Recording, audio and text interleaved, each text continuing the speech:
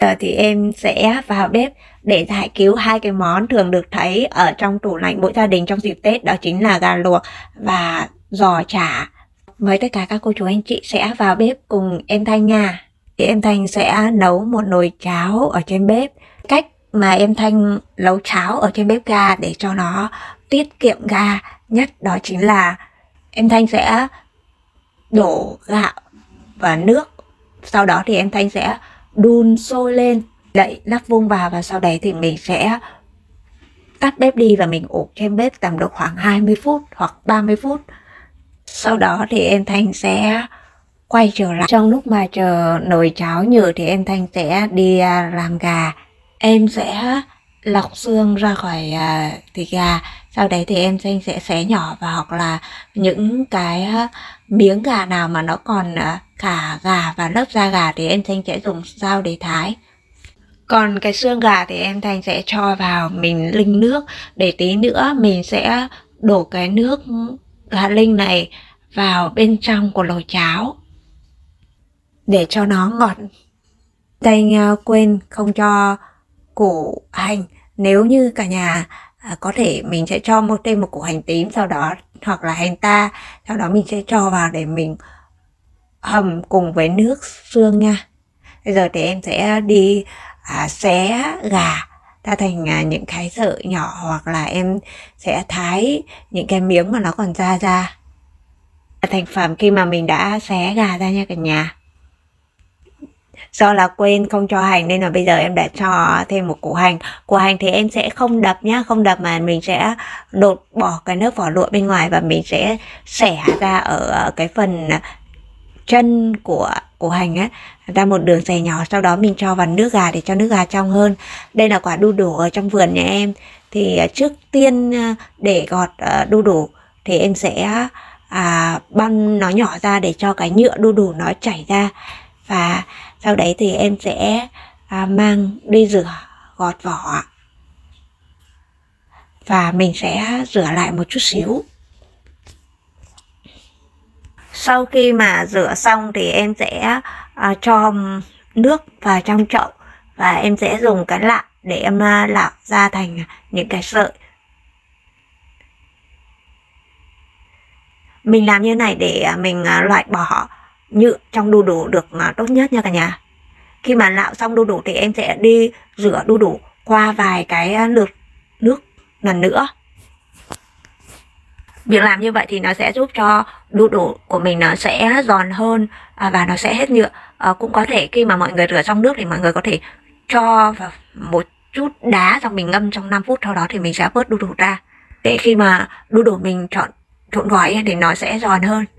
Nước mà ngâm đu đủ hay là rửa đu đủ thì em sẽ không cho muối nha cả nhà. Em sẽ không cho muối. Rồi sau khi mà rửa thêm 2 lượt nước nữa thì em cho su hào ra rổ để cho nó ráo nước. Và ở đây thì em có một cái củ cà rốt hôm trước thì chị em xào còn thừa, nên là em cũng sẽ cho vào đây để mình tạo màu. Em cho cái củ cà rốt này chọc vào một cái đũa, khi mình bào thì nó sẽ không làm hại đến da tay của mình. Sau đấy thì em sẽ đảo đều cà rốt và đu đủ để cho nó đều hơn á. Sau đó thì em sẽ cho sợi đu đủ và cà rốt này ra một cái thau, và em sẽ cho vào đây khoảng 1,5 thìa đường, và em đảo đều. Em ướp với đường tầm độ khoảng 15 đến 20 phút. Nhưng mà do em vội nên là em quên có bấm máy. Bây giờ thì em sẽ quay sang cái nồi nước xương mà chúng ta hầm khi nãy đó.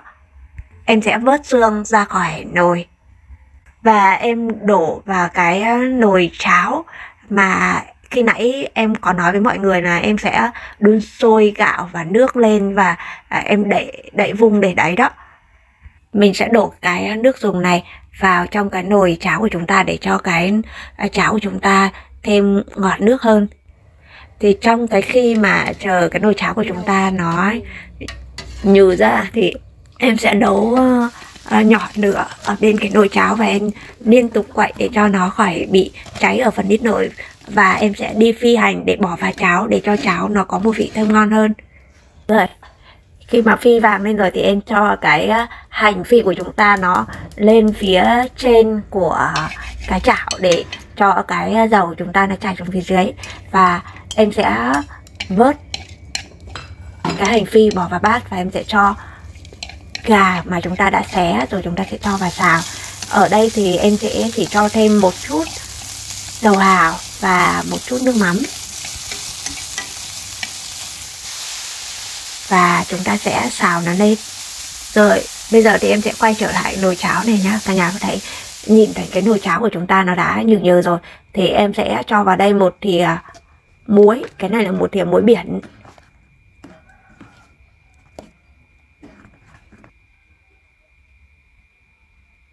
Em sẽ đảo đều.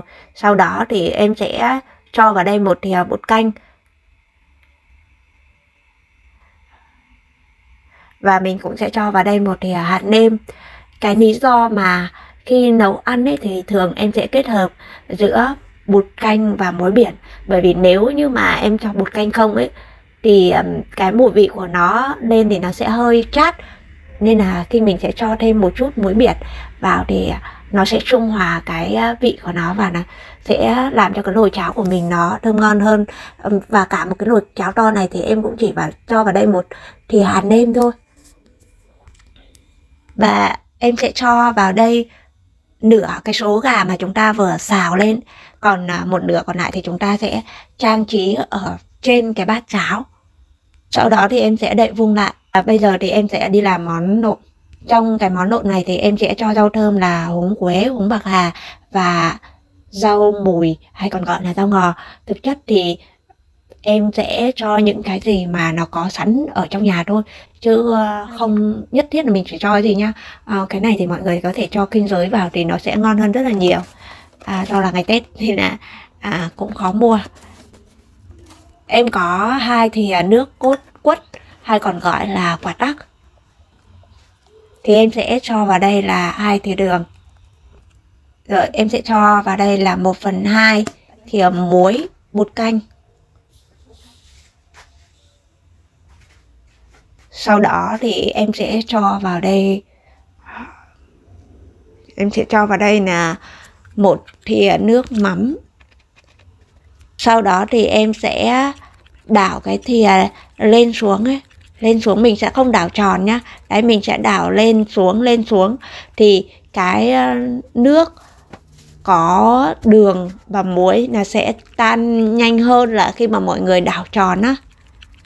Hôm nay thì nhà em không có ớt, cũng không có tỏi, nên là em chỉ làm đơn giản như thế này thôi. Rồi bây giờ thì em sẽ đi vắt sợi đu đủ và cà rốt nhá. Đu đủ và cà rốt này thì em có ướp vào 2 cái thìa đường. Đó, 2 thìa đường, 2 cái thìa đường gia vị đó em cho vào đây. Và em ướp trong khoảng từ 15 đến 20 phút gì đó. Sau đấy thì em sẽ vắt cái nước đó đi.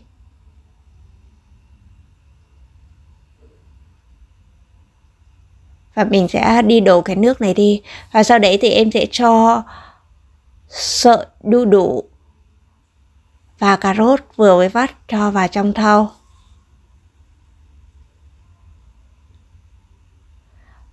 Rồi em sẽ cho giò, đây là giò bò nhá, hay còn gọi là ở trong miền Nam thì em thấy mọi người gọi là chả lụa đấy.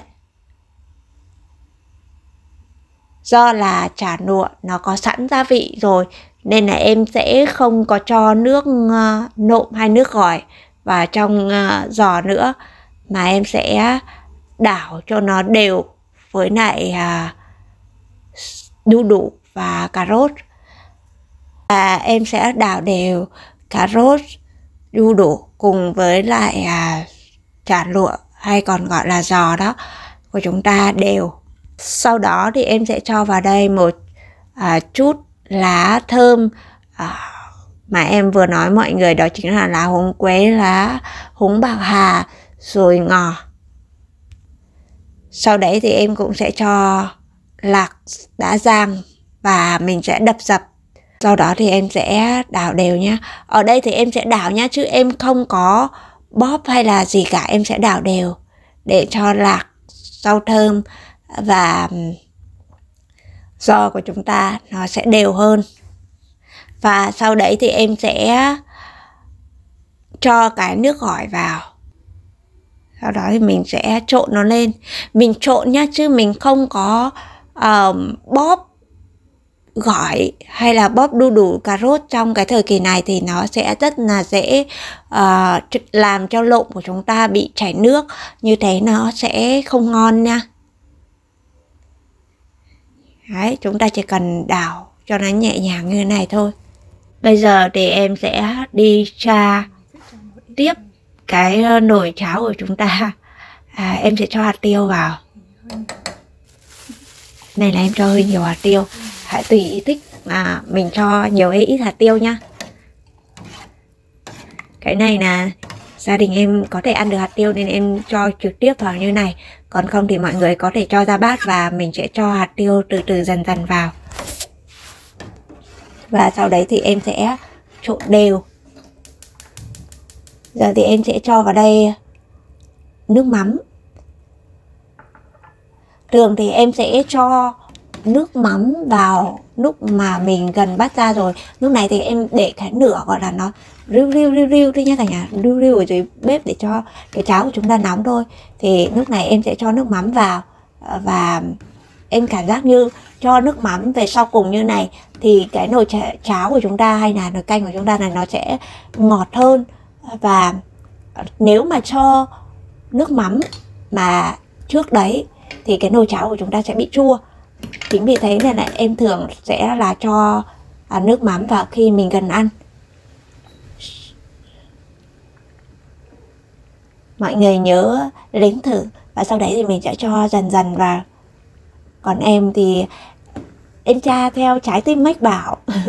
Rồi em sẽ cho vào đây 1 thìa rưỡi mì chính. Đó, 1 thìa rưỡi mì chính, cái thìa gia vị thôi cả nhà. Đó, mình chỉ cần cho vào đây 1 thìa rưỡi thôi. Mình có nấu bằng nước xương nó cũng rất là ngọt rồi.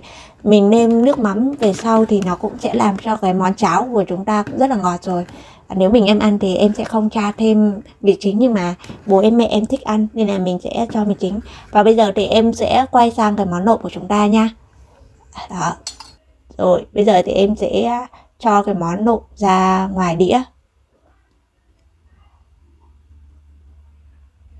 Món nộm của chúng ta, cái sợi đu đủ và cà rốt nó không quá mềm, nó cũng không có quá giòn đấy. Đấy, nhưng mà khi mà ăn thì rất là quấn. Và cái món nộm này khi mà em nếu như mà mình không hết ấy, mình để vài tiếng sau ấy, mình ăn nó cũng sẽ còn ngon hơn rất là nhiều nha cả nhà. Ngon hơn rất là nhiều và nó không hề bị chảy nước luôn. Ăn nó giòn giòn, sượt. Có vị chua, ngọt, hơi đậm đà một chút. Nói chung em thấy ăn cái món nộm này, dù là mình ăn lúc mới làm hay là mình ăn để vài tiếng sau thì cái nộm của chúng ta nó cũng sẽ không bị mặn mà nó còn ngon hơn nữa. Và đặc biệt là nó không hề chảy nước luôn. Đây là cái đĩa nộm của chúng ta đã hoàn thành. Bây giờ chúng ta sẽ múc một tô cháo ra. Đây, với cái thời tiết mà se lạnh lạnh như thế này, mình đã ăn quá nhiều những cái món gọi là nó có quá nhiều dầu, rồi nó ngán ngấy, thì em nghĩ rằng là một cái món cháo như thế này và một cái đĩa nộm như này sẽ là một cái bữa ăn chống ngán rất là hiệu quả. Cả nhà hãy thử vào bếp nha. Em cảm ơn tất cả các cô chú, anh chị em rất nhiều đã theo dõi video. Cả nhà nhớ ấn like, share. Những ai chưa đăng ký thì nhớ đăng ký giúp em. Em cảm ơn rất là nhiều. Chúc cả nhà một năm mới an khang thịnh vượng. Hẹn gặp lại trong các video lần sau.